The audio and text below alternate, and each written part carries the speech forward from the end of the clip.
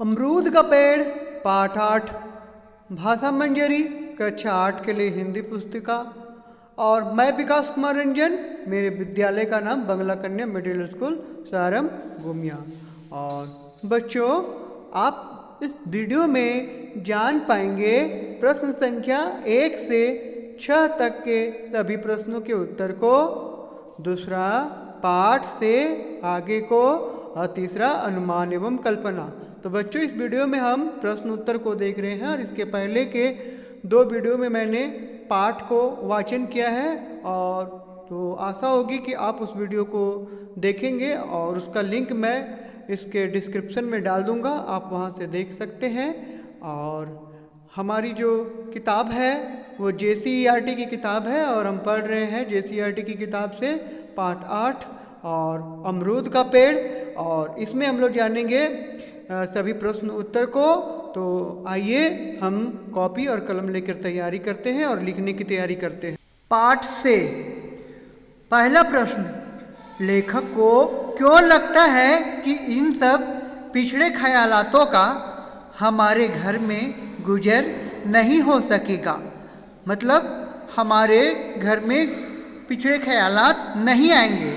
तो इसका उत्तर है, अमरूद के पेड़ को देखकर सबसे पहले बाबू कन्हैया लाल की बूढ़ी पत्नी ने एक दिन टोका कि पश्चिम की तरफ अगर मकान का मुखड़ा हो और सामने ही अमरूद का पेड़ हो तो राम राम बड़ा अशुभ होता है। और माँ के चेहरे पर थोड़ा सा भय दिखा, पर लेखक को विश्वास था कि इन सब पिछड़े ख्यालातों का हमारे घर में गुजर नहीं हो सकेगा, क्योंकि उसके घर के लोग आधुनिक विचारधारा के थे। इसकी माँ सत्याग्रह के दिनों में अजमेर में लंबा जेल कर चुकी है। पिताजी खुद राजनीतिक सामाजिक उदारता वाले आदमी थे। बुआ ने विवाह नहीं किया था, पढ़ने लिखने में ही अपनी संपूर्ण जिंदगी लगा दी। समाज को चुनौती देने का साहस नहीं कर सका। साथ ही परिवार के सभी लोग में पिछड़ेपन के प्रति भत्सना का भाव था। प्रश्न 2, अमरूद के पेड़ की छाया किस प्रकार लेखक को उनके भाई बहनों के साथ जोड़ती है? तो इसका उत्तर है, उत्तर अमरूद के पेड़ की छाया लेखक को उसके भाई बहनों के साथ जोड़ती है। वे सभी अमरूद की छाया में बेत की कुर्सियों पर बैठ चर्चाएं करते थे, जिससे उनके बीच उम्र का फर्क मिट जाता था और दोस्ताना व्यवहार पनपा था। प्रश्न 3, लेखक अपने घर वापस जाकर उदासी का अनुभव क्यों करता है? तो इसका उत्तर है, उत्तर लेखक अपने घर वापस जाकर उदासी का अनुभव करता है क्योंकि अमरूद का पेड़ कट चुका था। जब लेखक और उसके भाई बहन जिंदगी की बुलंदी की ओर बढ़ रहे थे, तब लेखक की माँ को रूढ़ी और अशुभ के मिथ्या भाव ने पराजित कर दिया था। लेखक के प्रति बड़ों में कोई स्वागत भाव भी नहीं था। चौथा प्रश्न, लेखक की माँ अमरूद के पेड़ के लगे रहने का क्या दुष्परिणाम मानती थी? उत्तर लेखक की माँ का मन मान बैठा था कि बड़ी बहू की अलगाव भावना, सबसे छोटे का निठल्लापन, खुद उनकी बीमारी और लोगों का धंधे से बिखर जाना और कुछ नहीं है। बहुत दिनों तक दरवाजे पर उसी अमरूद के पेड़ के लगे रहने का दुष्परिणाम है, जिसे काफी पहले ही लोगों ने अशुभ बताया था। पांचवा प्रश्न, लेखक को मृत्यु का क्षोभ क्यों अच्छा लगा? उत्तर लेखक को मृत्यु का क्षोभ इसलिए अच्छा लगा कि यह क्षोभ वर्तमान सामाजिक परिस्थितियों में निहायत जरूरी है, और क्योंकि यह जीवन का परिष्कार करता है, बरसते इस क्षोभ का संस्कार हो और उसे स्वयं पोसा तथा सहा भी जा सके। छठा प्रश्न, आशय स्पष्ट कीजिए। सूरज पिछवाड़े के पीपल के ऊपर आ रहा था और जहाँ अमरूद का पेड़ था वहाँ धूप का एक चकता तेजी से बड़ा होता दिख पड़ा। उत्तर इस पंक्ति के माध्यम से लेखक कहना चाहता है कि जहाँ पर कभी अमरूद का पेड़ अपनी छाया से शीतलता प्रदान करता था, वहाँ उसके कट जाने के बाद शीतलता तो समाप्त हो ही गई है, धूप अपने विकराल रूप से वातावरण को गर्म कर रही है। पाठ से आगे पर्यावरण संरक्षण से संबंधित नारा स्लोगन लिखिए, जैसे वृक्ष हमारा जीवन दाता, विष पीकर अमृत बरसाता। तो आइए देखते हैं हम स्लोगन को। तो ये रहा हमारा स्लोगन, आओ पर्यावरण को स्वच्छ बनाए, एक भी गंदगी न रहने पाए, स्वच्छता को बनाए अभियान, पर्यावरण का बढ़ाए मान, पर्यावरण में वृक्षों का भंडार करता है पृथ्वी का श्रृंगार, जब आसपास हरियाली होगी तो जीवन में खुशहाली होगी। तो बच्चों ये स्लोगन है, आप इसे लिख सकते हैं, काफ़ी अच्छा है।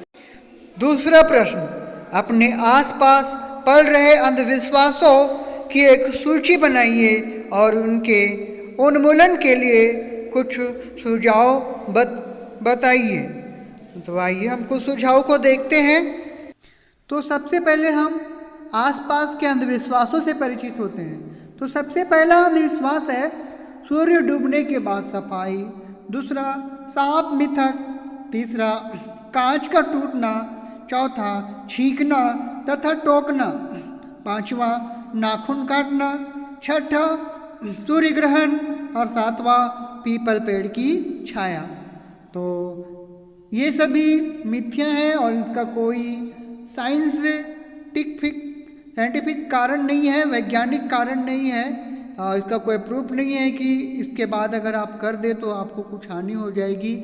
जैसे सूर्य डूबने के बाद सफाई नहीं करना चाहिए, सांपों का मिथक है कि वो मरने के बाद फ़ोटो खींच लेते हैं, कहीं जा रहे हो तो कांच टूटना, छींकना, नाखून काटना जो दिन पर होता है वो नहीं करना चाहिए, सूर्य ग्रहण इत्यादि। तो यहाँ पर दी गई सभी मिथ्याओं का सबसे पहले वैज्ञानिक कारण ढूंढना चाहिए, तब विश्वास कर लेना चाहिए, ना ही दूसरे के कहे पर। तो अपनी समझदारी का प्रयोग करना चाहिए बच्चों। अनुमान एवं कल्पना। पहला, यह बात आसानी से महसूस की जा सकती थी कि माँ में विराट मातृत्व है और वह भविष्य के लिए प्रतीक्षा कर सकती है। उसी तरह जैसे हर माँ अपनी संतान के लिए दीर्घ प्रतीक्षा किया करती है और फिर भी उसको अपना स्वप्न अधूरा लगता है, एक माँ अपने बच्चे के भविष्य के लिए किस प्रकार के सपने संजोती होगी। तो कल्पना कीजिए कि एक माँ अपने बच्चे के लिए किस तरह का कल्पना संजोती होगी। तो सबसे पहला वो अपने बच्चों का भविष्य सुरक्षित करना चाहती होगी और सारा कुछ सुख सुविधा देना चाहती होगी, वो जिंदगी भर खुश रहे यही चाहती होगी और वो चाहती होगी कि जब वो मेरी बुढ़ापा आए तो वो मेरी देख रेख करे और अंतिम सांस तक मुझसे प्यार करे, कभी घृणा ना करे और इस दुनिया से जाने तक मैं उसको हर खुशी दे सकूं। यही सब होंगी और आपके मन में जो आता है वो आप लिख सकते हैं, क्योंकि ये अनुमान एवं कल्पना है और बच्चों इसमें अनुमान और कल्पना करना है। दूसरा प्रश्न, किसी के अहाते में फलदार वृक्ष है और उन पर ढेर सारे फल लगे हैं, उन फलों को देखकर बच्चों के मन में क्या क्या भाव उठते होंगे, उन फलदार वृक्षों के मालिक फल को क्या करते होंगे, लिखिए। तो फलदार के जो फल होगा उसके जो फलदार वृक्ष के जो मालिक होंगे वो क्या करते होंगे। तो सबसे पहले अच्छे फल को जमा करके वो रिश्तेदारों में बांटते होंगे या फिर वो जीविकोपार्जन का साधन बनाते होंगे और वो उसको बाजार में ले जाकर बेचते होंगे। तो बहुत सारी बातें हो सकती हैं, आप उससे कल्पना करें और उसको लिख सकते हैं और अनुमान लगा सकते हैं। तीसरा, लेखक की माँ का यह मान बैठा था कि घर की परेशानियों का कारण उनके घर के दरवाजे पर लगे अमरूद के पेड़ का अशुभ परिणाम था। यदि आप लेखक की जगह होते तो माँ के मन में यह अंधविश्वास दूर करने के लिए क्या क्या करते? तो बच्चों, इसका उत्तर आप अपने तरीके से लिख सकते हैं, और मैं अगर बताऊं तो इतना ही बता सकता हूं कि अगर आप अपने इस जगह पे होते तो माँ के मन को, अंधविश्वास को दूर करने के लिए आप उन्हें बताते कि ये सब महज संयोग है, मतलब कुछ ना कुछ संयोग हो जा रहा है, उससे ऐसा लग रहा है कि अमरूद का पेड़ से हो रहा है, लेकिन ऐसा नहीं होता है। कुछ जो भी होता है उसका कुछ ना कुछ वैज्ञानिक कारण होता है, और हमें अंधविश्वास पर, लोगों की कही गई बातों पर नहीं विश्वास करना चाहिए, उसके पीछे होने वाले कारणों पर कारण ढूंढना चाहिए और तब विश्वास करना चाहिए। किसी भी चीज़ को आंख मूंद कर विश्वास नहीं करना चाहिए। बच्चों, इस वीडियो में इतना ही, क्योंकि काफ़ी प्रश्न उत्तर हो चुका है और आपको कॉपी में भी उतारना है। और अगले वीडियो में हम लोग देखेंगे भाषा संदर्भ का विस्तार से अध्ययन करेंगे, और उसके आगे का जो व्याकरण है, हिंदी व्याकरण, उसको देखेंगे। तब तो उसे आप मन लगा के पढ़ते रहे। धन्यवाद बच्चों।